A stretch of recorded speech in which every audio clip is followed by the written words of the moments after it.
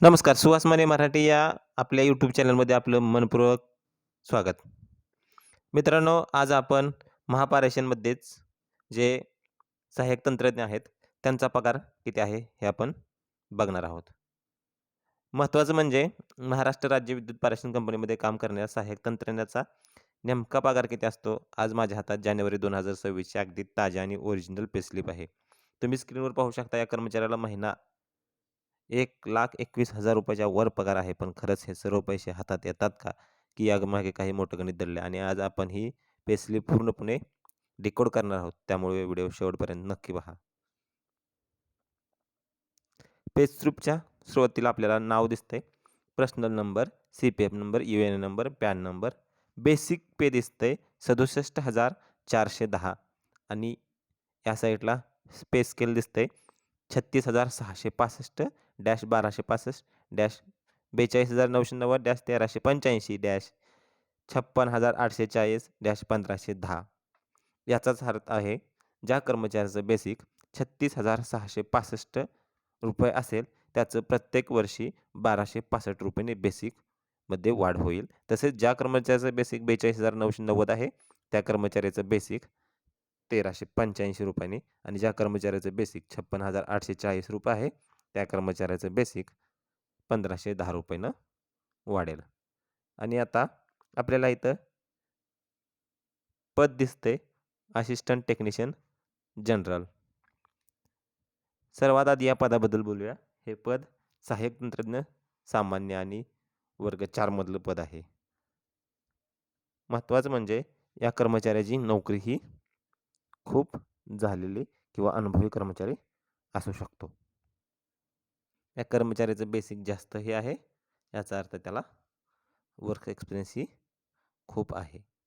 आणि या साईडला कामाचं ठिकाणही दिसतंय. आणि त्या खालोखाल बरोबर कर्मचाऱ्यांना लागू असलेल्या लीव म्हणजेच रजा आहेत. LOAPचा अर्थ असा होतो की लीव ऑन ॲव्हरेज पे, सरासरी वेतनावर मिळणारी रजा. थोडक्यात ह्याला अर्जित रजाही म्हणता येईल. खाली दिसते दुसरी रजा आहे कम्युटेटेड लीव म्हणजेच परिवर्तित रजा. 2 रजा म्हणून 1 दिवस आपण ही रजा घेऊ शकतो. अर्थातच अर्धपगारी रजा. CL कॅज्युअल लीव ही सर्वांना माहीत आहे. आणि दुसरी रजा आहे पेसिव्हल कॅज्युअल लीव, जी की 00 दिसते. आता पगारातल्या अर्निंगबाबत बघूया. आणि आयटीआय धारक विद्यार्थ्यांसाठी हा व्हिडिओ अत्यंत महत्त्वाचा असा व्हिडिओ आहे, की आयटीआय झालेल्या मुद्द्याला इतका पगार मिळू शकतो. सर्वात पहिल्यांदा आहे मंथली बेसिक मूळ वेतन. हा पगाराचा सर्वात मोठा मुख्य भाग आहे आणि यावरच तुमचे सर्व इतर भत्ते ठरवले जातात. यांचं मूळ बेसिक आहे 67,410. दुसरं आहे DA अलाउन्स, जे की 37,076 आहे. आणि वाढत्या महागाई दरानुसार सरकार हे वर्षातून 2 वेळा वाढवत असतं. त्याच्या खालोखाल आहे हाऊस रेंट अलाउन्स 13,482 रुपये. हेही शहरांच्या वर्गीकरणावर अवलंबून असतं. हा भत्ता कर्मचाऱ्याला राहण्यासाठी मिळतो. मुंबई, पुण्यासारख्या मोठ्या शहरात हा जास्त असतो, तर ग्रामीण भागात थोडा कमी असतो. कंपेन्सेटरी लोकल अलाउन्स आहे. स्थानिक भरपाई भत्ता, अर्थातच CLA 120 रुपये. महागड्या शहरामध्ये राहण्याचा खर्च भागवण्यासाठी हा छोटासा भत्ता दिला जातो. तसेच इलेक्ट्रिसिटी चार्जेस अलाउन्स, वीज भत्ता. वीज विभागात काम करत असल्यामुळे कर्मचाऱ्यांना त्यांच्या घरच्या वीज बिलात सवलत म्हणून हा भत्ता दिला जातो. तसेच पेसियल कंपेन्सेटरी ऑल विशेष भरपाई भत्ता 240 रुपये. विशिष्ट कामाच्या ठिकाणानुसार किंवा विशिष्ट परिस्थितीनुसार हा भत्ता दिला जातो. त्या खालोखाल आहे हेवी ड्युटी अलाउन्स 125 रुपये. जेव्हा की तंत्रज्ञ बांधवांना मोठ्या मशिनीवर किंवा अवजड कामावर ड्युटी लावली जाते, तेव्हा हा अतिरिक्त भत्ता दिला जातो. त्या खालोखाल आहे रिस्क अलाउन्स. जोखीम भत्ता आहे 350 रुपये. विद्युत क्षेत्रात काम करणे जोखमीचे असते. महापारेषण आपल्या कर्मचाऱ्याच्या सुरक्षेसाठी आणि जोखमीसाठी हा भत्ता देतो. फ्रिंग बेनिफिट फील्ड वर्क भत्ता 340 रुपये आहे. जे कर्मचारी प्रत्यक्ष फील्डवर जाऊन तांत्रिक कामे करतात, त्यांना हा प्रोत्साहनपर भत्ता मिळतो. आणि अतिरिक्त भत्ता श्रेणी 4चे कर्मचारी आहेत, त्यामुळे हे ₹1000 त्यांना एक्स्ट्राचे दिलेले आहेत. अर्थातच विशेष भत्ता आहे. वॉशिंग अलाउन्स भेटतो. धुलाई भत्ता ₹250 जे की कर्मचाऱ्यांच्या युनिफॉर्म निगा आणि धुलाई करण्यासाठी वापरला जातो. ट्रान्सपोर्ट वाहतूक सहाय्य भत्ता आहे ₹315 जो की कामावर येण्या-जाण्याचा खर्च कन्व्हेन्स भत्ता म्हणून दिला जातो. आणि पुस्तक परिपूर्ती ₹290 हे दिलेले आहेत. याचाच अर्थ की अध्ययन किंवा तांत्रिक माहिती अद्ययावत ठेवण्यासाठी पुस्तके खरेदी करण्यासाठी हा मासिक भत्ता दिला जातो. तसेच टोटल पगार या कर्मचाऱ्याचा किती झालेला आहे आपल्याला खाली दिसतंय.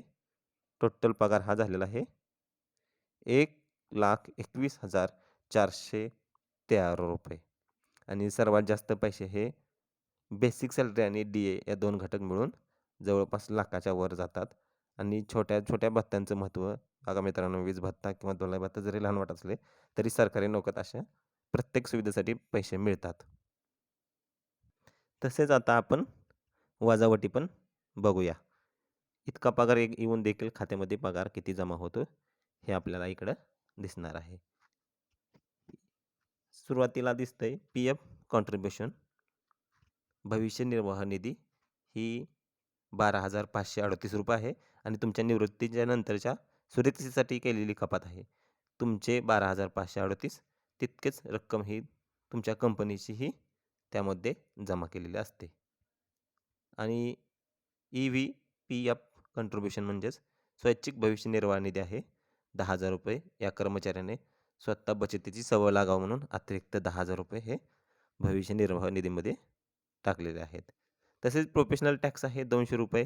व्यवसाय कर हा राज्य सरकारला देणारा कर आहे आणि प्रत्येक पगारदार व्यक्तीला हा कर भरावा लागतो.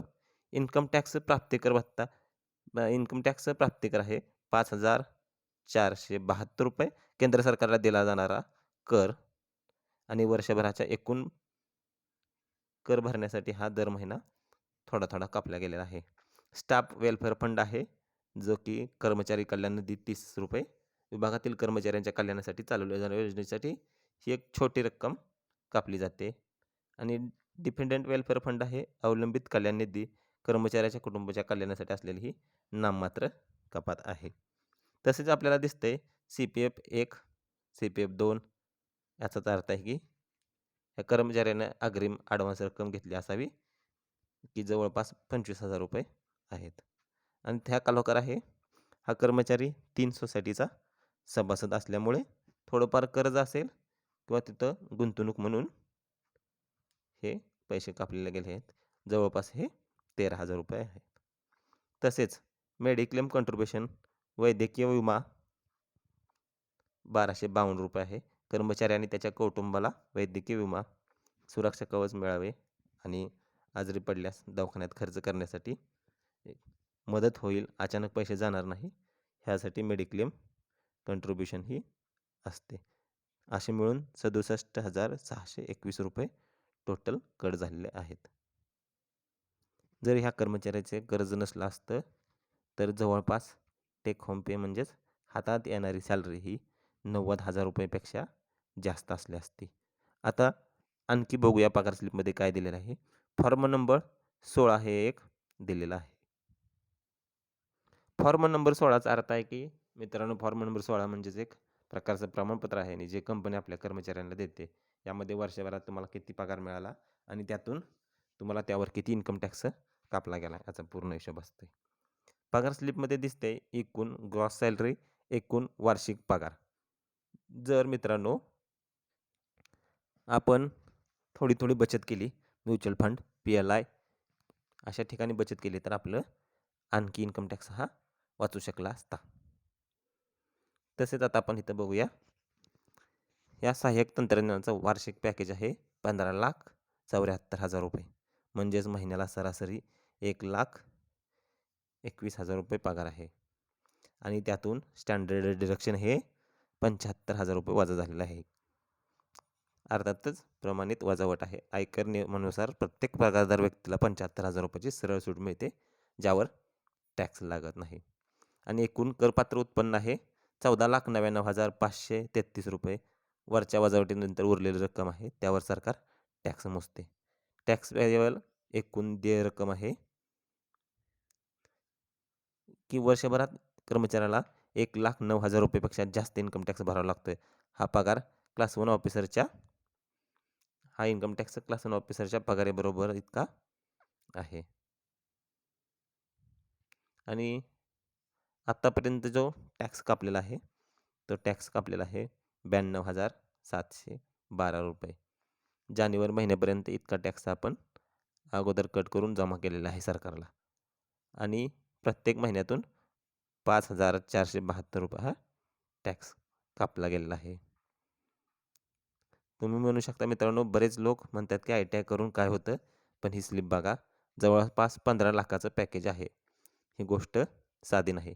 त्यामुळं आपल्या ITI जे अभ्यास करतात त्या लोकांसाठी हा अत्यंत आपल्याला महत्त्वाचा आणि जो आपल्याला आत्मविश्वास वाढेल आणि आपण अभ्यास करत राहावा ह्या हेतूनं हा व्हिडिओ मी बनवला आहे. IT इंजिनियरला देखील इतका कधी कधी पगार मिळत नाही. हा पगार ITI धारक विद्यार्थ्यांना मिळतो. आपण बघू शकता मित्रांनो, हा असा आपल्याला पूर्ण पगार दिसत आहे. ही पूर्णपणे टेक्निशियनची पगार स्लिप आहे.